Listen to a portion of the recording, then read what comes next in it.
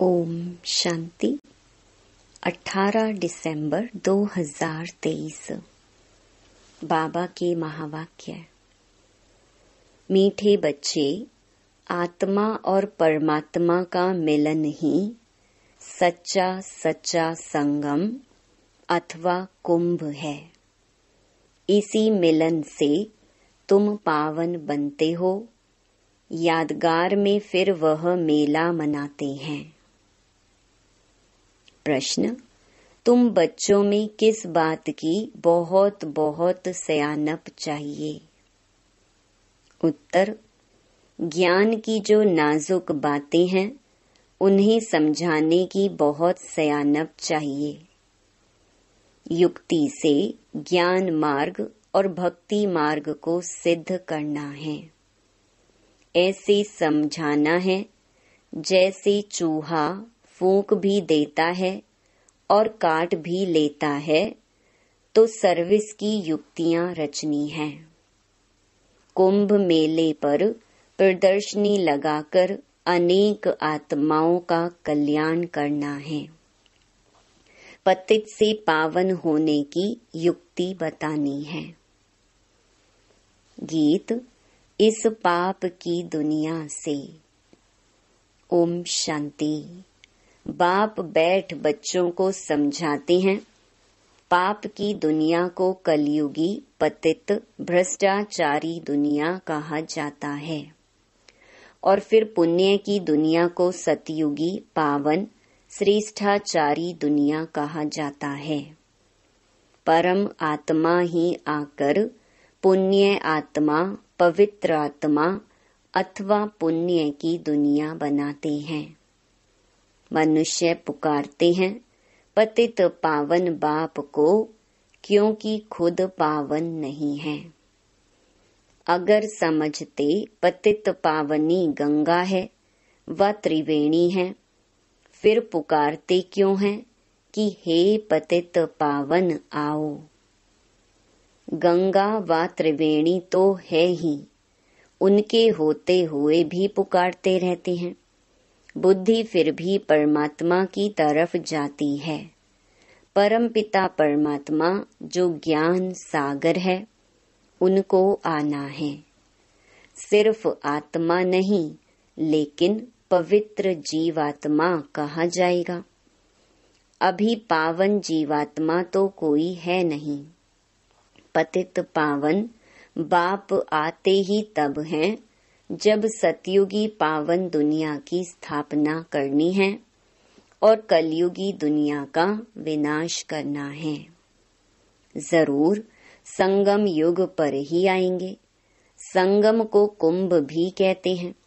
त्रिवेणी का संगम है, उसका नाम रख दिया है कुंभ। कहते हैं तीनों नदियां आपस में मिलती हैं। वास्तव में हैं दो नदियां। तीसरी नदी को गुप्त कह देते हैं।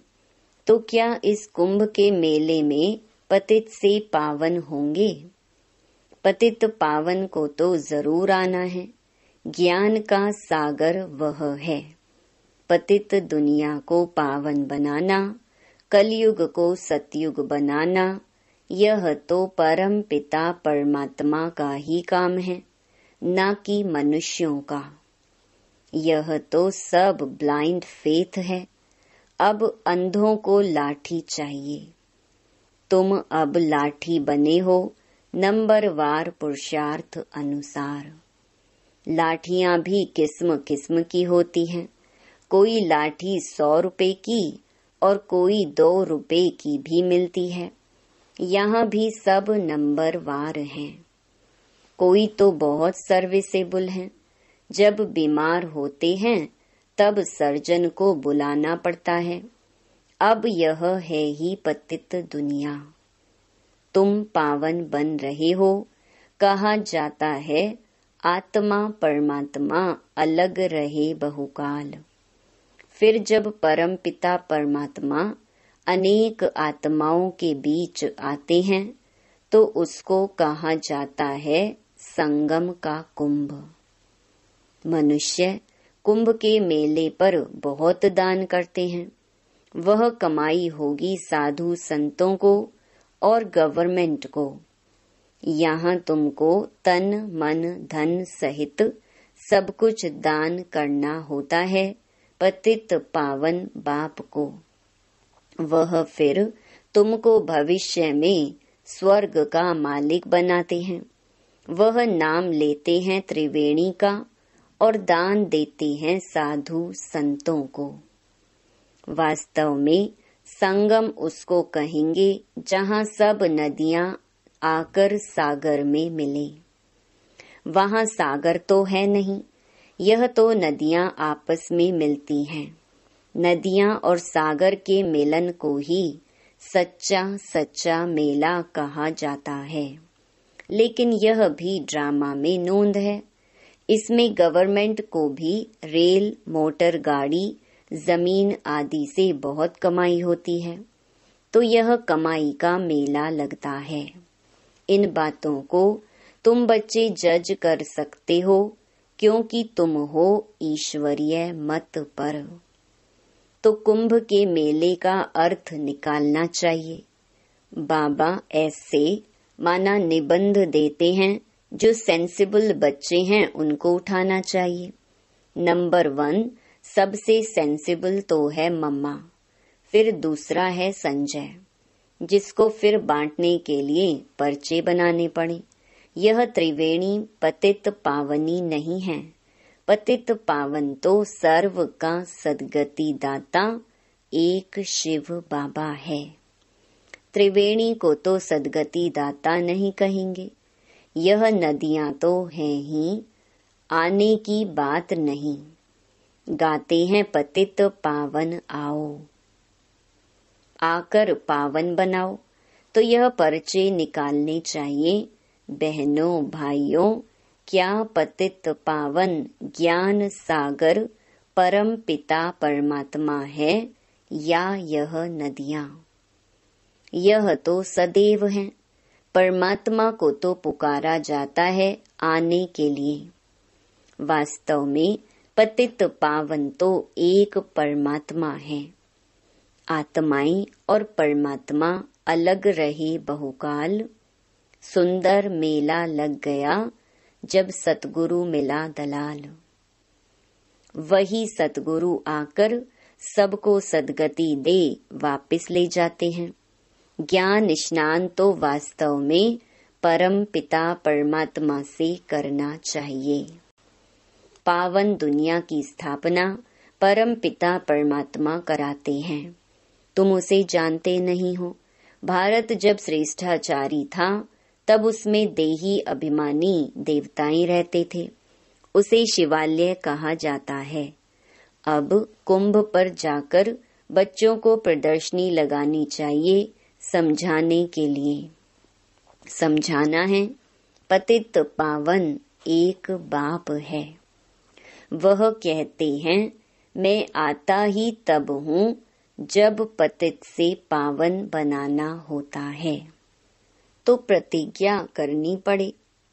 रक्षाबंधन भगवान से तल्लुक संबंध रखता है, न कि साधु संतों से। प्रतिज्ञा परमपिता परमात्मा से की जाती है, न कि त्रिवेणी से। हे बाबा, हम आपकी श्रीमत से पावन बनने के लिए प्रतिज्ञा करते हैं। बाप भी कहते हैं मैं तुमको पावन दुनिया का मालिक बनाऊंगा। यह हैं बाबा के इशारे। इसमें सर्विस करने वाले बहुत तीखे चाहिए।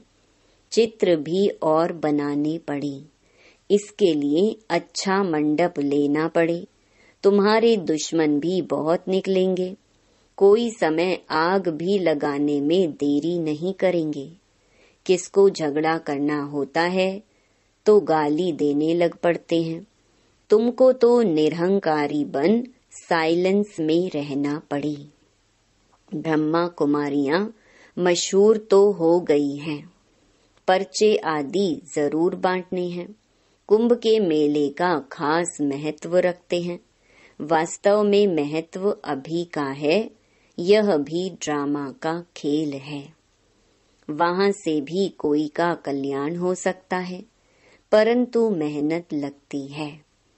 कांटों को फूल बनाने में मेहनत लगती है। कुंभ के मेले में प्रदर्शनी करने में भी हिम्मत चाहिए, जान पहचान चाहिए, जो कोई विघ्न ना पड़े। तुमको सिद्ध करना है कि पतित पावन कौन है। मनुष्य पावन दुनिया स्वर्ग को याद भी करते हैं। कोई मरता है तो कहेंगे फलाना स्वर्गवासी हुआ। वहां तो बहुत माल ठाल होते हैं, वहां से फिर यहाँ बुलाकर खिलाते क्यों हो। तुम श्रीनाथ के मंदिर में देखेंगे कितने माल बनते हैं।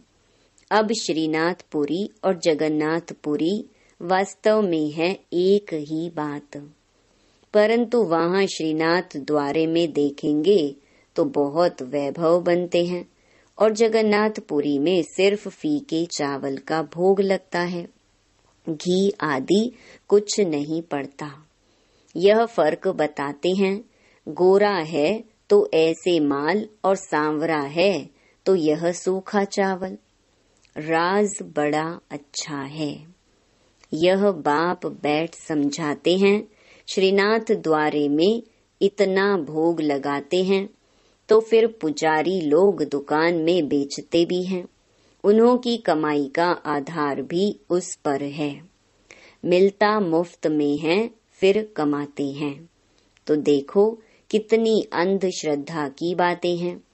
यह है भक्ति मार्ग, ज्ञान मार्ग, सद्गति मार्ग है। गंगा स्नान से थोड़े ही सद्गति होती है, बड़ा युक्ति से समझाना है।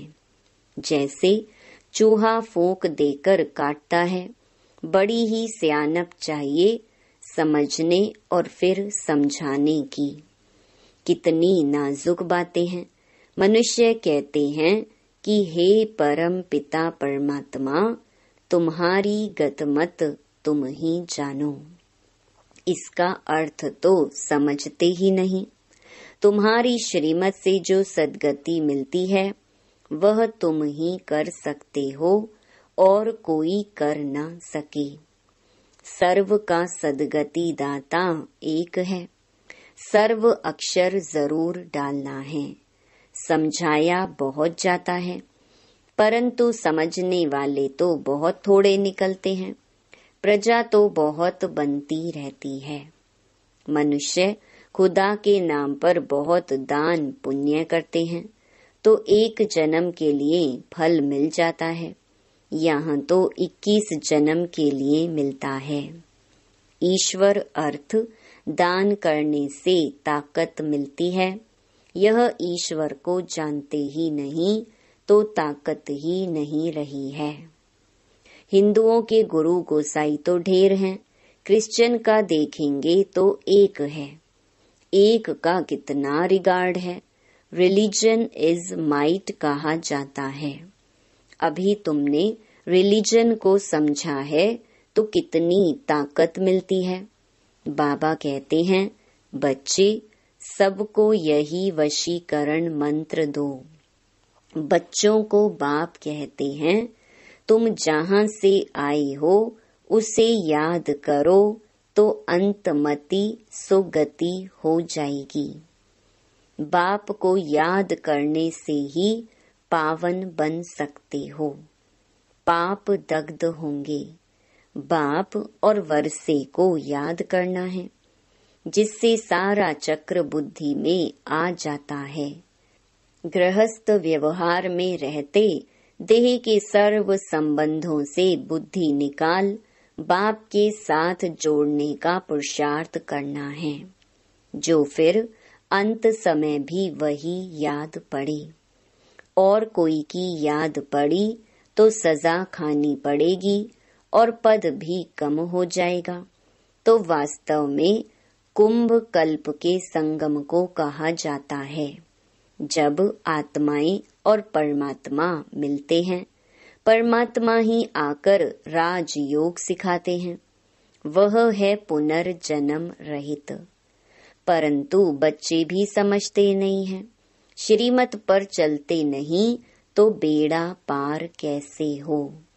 बेड़ा पार होना माना राजाई पद पाना।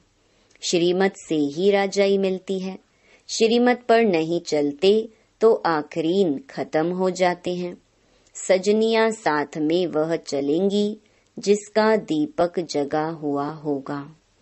जिनके दीवे बुझे हुए हैं वह साथ में थोड़े ही चलेंगे। अनन्य बच्चे ही चलेंगे, बाकी तो नंबरवार पिछाड़ी में आएंगे, लेकिन पवित्र तो सब बनेंगे। सब आत्माएं भी एक जैसी ताकत वाली नहीं हो सकती। हर एक आत्मा का पार्ट अपना अपना है। एक जैसा पद नहीं मिल सकता। अंत में सबका पार्ट क्लियर हो जाएगा। झाड़ कितना बड़ा है, कितने मनुष्य हैं। मुख्य तो जो बड़े बड़े टाल टालियां हैं वह देखने में आएंगे। मुख्य है फाउंडेशन, बाकी तो बाद में आते हैं।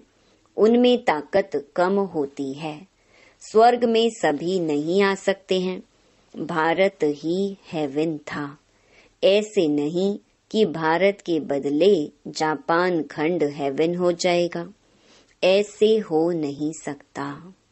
अच्छा, मीठे मीठे बाप दादा व मात पिता के लाडले सिकी लधे ज्ञान सितारे बच्चों को याद प्यार और गुड मॉर्निंग। रूहानी बाप की रूहानी बच्चों को नमस्ते। रात्रि क्लास 24 अप्रैल 1968। बच्चों को समझाया गया है और धर्म स्थापक कोई सभी का कल्याण नहीं कर सकते हैं। वह आते हैं, सभी को ले आते हैं। जो लिबरेट कर गाइड करते हैं उनका ही गायन है। वह भारत में ही आते हैं तो भारत सभी से ऊंच देश ठहरा। भारत की बहुत महिमा करनी है। बाप ही आकर सर्व की सद्गति करते हैं, तब ही शांति होती है। विश्व में शांति थी। सृष्टि के आदि में स्वर्ग में एक धर्म था। अभी अनेक धर्म हैं। बाप ही आकर शांति स्थापन करते हैं। कल्प पहले मिसल करते हैं। तुम बच्चों को ज्ञान मिला है तो विचार सागर मंथन चलता है, और तो कोई का चलता ही नहीं है। यह भी तुम समझते हो। देह अभिमान के कारण देह को ही पूजते हैं। आत्मा पुनर्जन्म तो जरूर यहाँ ही लेगी ना। अभी तुम समझते हो पावन तो एक ही है। बाप ही गुप्त ज्ञान देते हैं जिससे सभी की सद्गति हो जाती है। बाकी हनुमान व गणेश आदि जैसे कोई होते ही नहीं। इन सभी को कहा जाता है पुजारी। अच्छा, रूहानी बच्चों प्रति रूहानी बाप व दादा का याद प्यार और गुड नाइट। रूहानी बच्चों को रूहानी बाप की नमस्ते। धारणा के लिए मुख्य सार। पहला, सजाओं से बचने के लिए देह के सर्व संबंधों से बुद्धि योग निकाल एक बाप से बुद्धि योग जोड़ना है। अंत समय में बाप के सिवाय कोई याद न आए। दूसरा, निरहंकारी बन साइलेंस में रह कांटों को फूल बनाने की मेहनत करनी है। श्रीमत पर अंधों की लाठी बनना है। पावन बन पावन बनाना है। वरदान, समर्थ संकल्पों द्वारा जमा का खाता बढ़ाने वाले होली हंस भव। जैसे हंस कंकड़ और रतन को अलग करते हैं, ऐसे आप होली हंस अर्थार्थ समर्थ और व्यर्थ को परखने वाले। जैसे हंस कभी कंकड़ को चुग नहीं सकते, अलग करके रख देते, छोड़ देते, ग्रहण नहीं करते, ऐसे आप होली हंस व्यर्थ को छोड़ समर्थ संकल्पों को धारण करते हो। व्यर्थ तो बहुत समय सुना, बोला, किया, लेकिन उसके परिणाम में सब कुछ गंवाया। अब गंवाने वाले नहीं, जमा का खाता बढ़ाने वाले हो। स्लोगन: स्वयं को ईश्वरीय मर्यादाओं के कंगन में बांध लो तो सर्व बंधन समाप्त हो जाएंगे। ओम शांति।